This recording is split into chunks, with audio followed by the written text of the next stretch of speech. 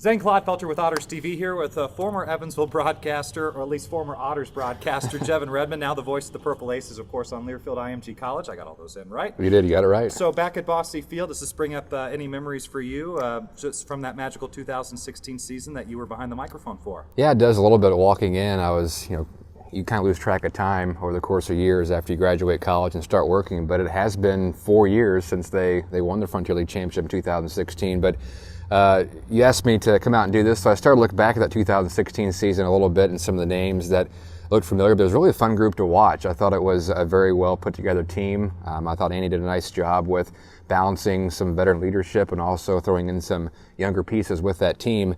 And really it felt like they controlled the entire season record-wise, but Southern Illinois was so good that year, and they won 63 games, they won the division, but the Otters won a wild card spot pretty easily as well. And then what a fun postseason it was, championship series, going that fifth game here at Bosse Field, and I believe it was a 1-0 finish, wasn't it? It was in game number 5 as Hunter Ackerman was the man on the mound. And the big thing of that season I remember was Joliet had even the series in the division series at 1 apiece, and you're going to Joliet. So at the time you're thinking, oh man, the Otters have to win 2 of 3 on the road, and man, they took care of that series the next 2 games. They did, because in the Frontier League it's 2 home, then you won the road for 3, and if I remember right, the Otters won those 2 games fairly easily too at Joliet. So they had a lot of momentum going into the championship series, and still remember going over to St. Louis for the game 4 against River City when the Otters were facing elimination in that championship series.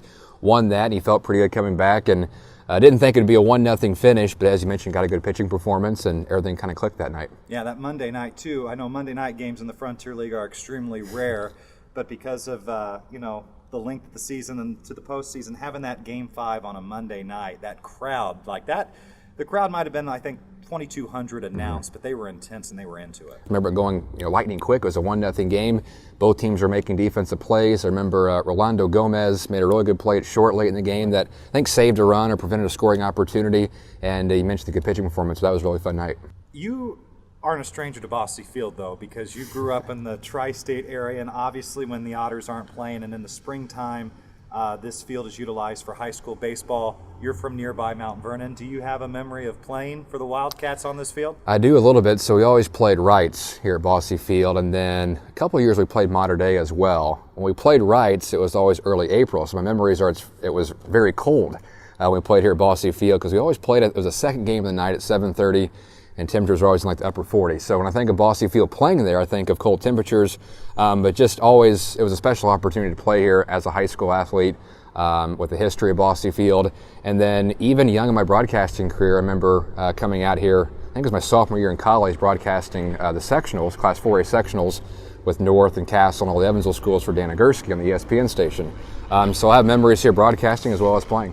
Very, very cool. And now you're with the Purple Aces. You've been there a couple of seasons. How's that experience been for you? Yeah, just wrapped up year 2, heading into year 3 now, and certainly has been fairly interesting on the basketball side. I've had some ups and downs. The peak would have been their win at Kentucky back in November when the Cats were ranked number 1, and then obviously the stuff that happened off the court in December, and hopefully they can get it back on track. I think they will with Coach Licklider next season. Hopefully there is a next season. Fingers crossed maybe for January or something. But no, everything's been good at UE for the most part, and enjoy working with the people, and looking forward to getting going again. People always ask me when I do public address work, what is your favorite sport to do? So I'll ask you on the radio side, what is your favorite sport to do on radio? Because I know you do high school football as well. Well, the cliche answer is whatever season it is. Right. But I'd say if you had to pick, it's very close between basketball and baseball, but it's a different broadcast. Basketball is more, I think, intense.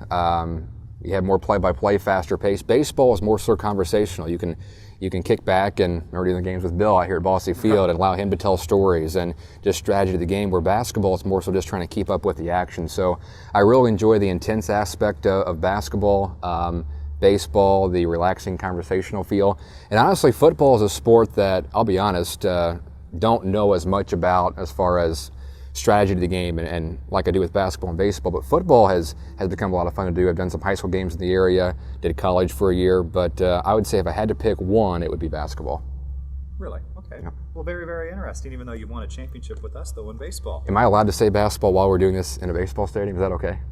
Sure. No rules, no rules. And then finally for you, just Major League Baseball starting, and that's now underway. How thankful are you that there is at least some form of baseball, even though the Otters and the rest of minor league baseball are without a season in 2020? Yeah, well, hopefully we get local sports back soon, so you and I can do our jobs a little easier. Right. But no, I think with the professional sports coming back, it gives us some sense of normalcy, able to get through the days maybe a little easier, not be as bored. I know I picked up playing tennis some this summer. I've ran a lot more, just trying to stay active. But having professional sports back is a great feeling. Kind of feels like things are getting back to normal. So I think if things at the top go smoothly, you'll see the domino effect down toward college and high school sports where they feel comfortable coming back as well. Your favorite broadcast partner, and that's what we're going to end with. Of all the broadcast partners you've had, who would be your favorite that you get one more game to broadcast? You've got to go with Bill for the stories. Absolutely. And just saw Bill before we started taping this, and it was good to see him again. But yeah, he is full of stories, always entertaining, and was very fun to work with. Always entertaining. That's the key. That's the key. And he always took care of us too. I know his wife would bring food up and desserts at times, and he was always taking care of us. So I had a lot of fun with Bill. Yeah.